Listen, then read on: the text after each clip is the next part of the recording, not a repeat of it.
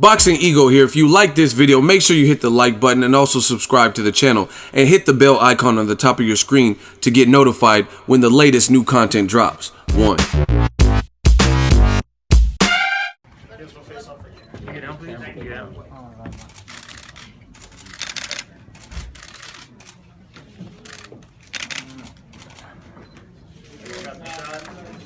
Alright guys, we face the cameras.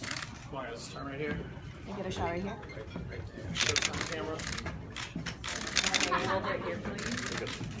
What up, Fight World? It's your boy Ego, and I'm back with some more boxing. As you guys seen from that clip at the beginning, like I told you yesterday, or in the words of Floyd Mayweather, like I said before, you got Andre the Beast Berto versus Showtime Shawn Porter.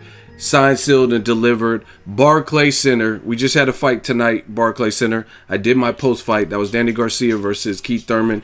Keith Thurman, one time, he showed up. He defeated Danny Garcia, made him look flat-footed, like we knew Danny Garcia was, and he exploited some things. And now he's the WBA and WBC champion, right?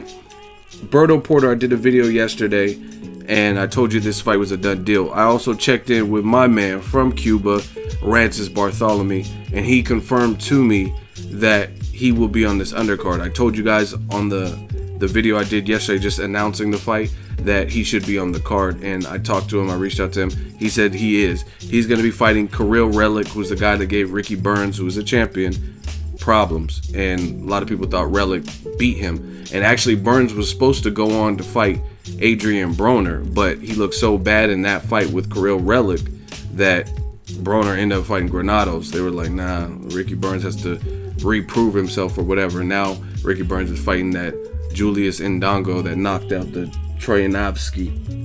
So Rance is going to be on the card. I gotta say this, man, thank you, Al Heyman. Al Heyman is absolutely destroying the competition. Not only are we getting these fights, whether you like, to me, I keep it real on my channel. I actually expected Garcia Thurman to have more explosive fireworks, but that's not what happened. It started off on that track, but Keith Thurman, he did what he had to do to get a W in the W column, right?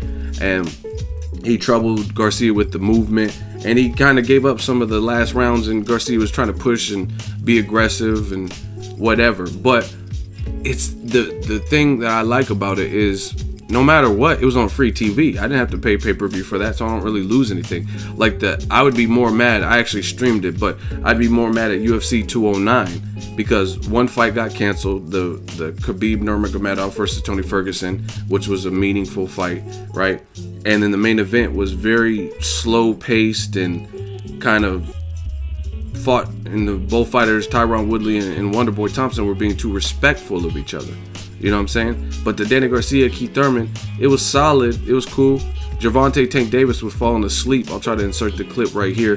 This is a live clip Lamont Peterson shot, and he was laughing because Tank Davis was falling asleep or pretending to be asleep or whatever during the Garcia Thurman. But besides all of that, it was free. So you don't really lose nothing. Now we got another great welterweight fight with Andre Berto and Shawn Porter. They did the press conference, announced it in between before the Garcia Thurman fight, and it's also at the Barclays. Now this fight, I just got the prediction wrong for the Garcia Thurman, but if I had to predict something, I'm not going to predict. I know Shawn Porter, I know Berto, so I probably won't be doing the 7 reasons just out of respect, you know what I mean? And I don't really know who's going to win, because I think both of them stand a chance to win this fight. A lot of people are saying, oh, Berto isn't this. I just seen Berto. He was in camp before this was even revealed, and I think it was before it was officially signed, sealed, and delivered, and he was looking fast as fuck, and he was looking sharp. And the thing with Shawn Porter, he's relentless. He stays at your chest, doesn't give you time to think. Sometimes Berto recently has been getting off to slow starts before he lets his hands go. You know what I mean? He got knocked down by Victor Ortiz. Shawn Porter just all on your chest. But then on the other side, on the flip side, you can easily say Berto has a nasty ass uppercut. He has explosive rap, like where he'll just rip you. And I don't care who you are, but if you're at welterweight, you'll probably feel that shot, no headgear. You know what I mean? And Shawn Porter sometimes lunges in. So him being reckless, he could cost him. And just from seeing the pictures, Berto and Porter, I didn't realize Berto looks pretty big. Like, you know what I mean? I know Shawn Porter is not as tall, and height doesn't always tell the tale. Like Thurman was bigger, and then he took Thurman's best shots. But I still think the way Berto fights and the way Thurman fights are different, and you've seen that in the Garcia Thurman. So I really think Berto Porter is just going to be explosive no matter who wins. But to relate it to tonight's fight, Garcia Thurman, this is a WBC eliminator fight, which is great news because it's already a good fight with a good co-main with Rances Bartholomew, but now it's more incentive. Shawn Porter, if he wins, he's back into another title fight picture, right? He was the IBF champion, lost to Kell Brook. Shawn Porter's not afraid to fight anybody, you know what I mean?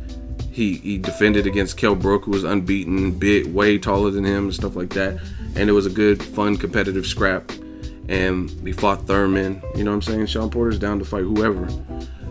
So I like that, and now it's a WBC eliminator, so now both guys have much more at stake, I guess you could say.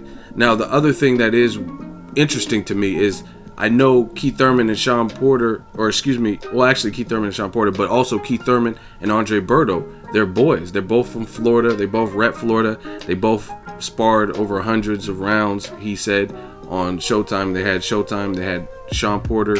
They had Andre Berto and Errol Spence Jr. on the telecast, and he said we sparred hundreds of rounds or whatever. We know each other very well. So if Berto does beat Shawn Porter, I mean, is he going to fight Keith Thurman because that's his boy and that's his friend? I don't know. I mean, Shawn Porter and Keith Thurman are friends, and they fought, and Berto and Porter are somewhat friends, I think, too. So I don't know. I guess that's what it is. I know it's the fight business, but there are some fights that, like, Broner said he'll fight Danny Garcia, even though they're friends, but Broner is friends with Lamont Peterson. That would be a great fight, but he said he would never fight him. You know what I mean? Lucas Matisse didn't want to fight his countryman Maidana because they're friends. So you never really know when it comes to friendships. Some people, it's like depending on the severity of the friendship. Some people are down to scrap with their friends, and some people are like, nah, I'm not fighting that friend. You know what I mean? Maybe depending on how close they are. But I'm glad two friends are fighting with Berto Porter because it's the fight people have been asking for. Porter, I mean, he's due for a fight. There's no reason that he's not. This is the thing with Porter. He's not getting, like, dog walked by anybody. Kell Brook didn't just go in there and just destroy him. I picked Kell Brook to beat Porter, and I was right. I said via decision, but I wouldn't say it was easy work. Kell Brook dealt with the cut, and he had to clinch a lot and try to jab. You know what I'm saying? It wasn't like a knockout performance like Kell Brook versus JoJo Dan or something.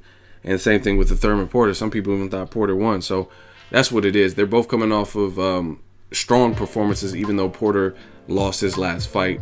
Some people thought he won, and he never got knocked down or destroyed or anything like that. He did eat some heavy shots from Thurman, but I don't know. I'm gearing up, and I'm happy, and I'm liking this WBC eliminator stuff with Berto and Porter.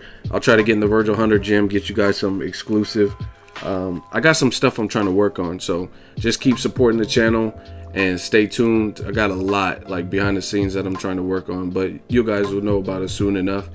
Berto Porter, great fight. It's a great welterweight fight, great addition. I mean, 2017 is looking phenomenal, especially in the welterweight division, which is one of the most stacked. We're getting what we need to see, right? We get Garcia Thurman, that just took place. Berto Porter, which is what we've been wanting because there was some build up to that. And then you're getting Kell Brook and Errol Spence Jr. And those are going to be the winners of all those fights. That's kind of like the who's who.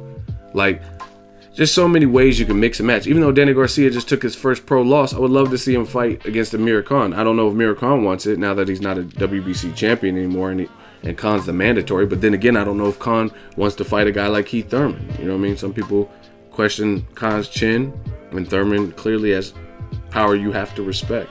So there's a lot of ways you can mix and match, but Khan might even be fighting Pacquiao. So it's just a lot going on at welterweight. Let me know what you guys think of Berto Porter. I wouldn't say sleep on either guy. It should be a fun-filled, competitive fight, and I really don't see how it won't be explosive. Let me know what your thoughts are. Drop it in the comment section. Make sure you share the video, like the video as always. Hate, comment, and subscribe. Till next video is Ego signing off.